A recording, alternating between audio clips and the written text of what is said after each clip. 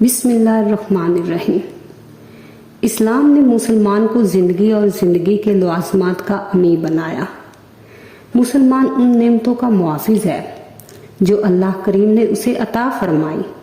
یہ ہمارا فرض ہے کہ ہم اپنے باطنی اور ظاہری وجود کی حفاظت کریں۔ باطنی وجود کی حفاظت کا مطلب ہے خیال کی حفاظت، ایمان کی حفاظت، احساس کی حفاظت، فکر و ذکر کی حفاظت اور غم اور خوشی کی حفاظت۔ ظاہری وجود کی حفاظت بھی ضروری ہے۔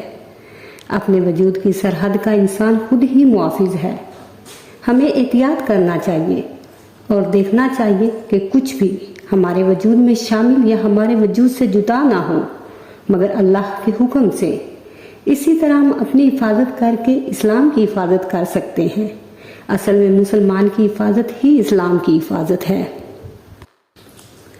قول ہے کہ دل کے دروازے پر دربان ہو کر بیٹھے رہو۔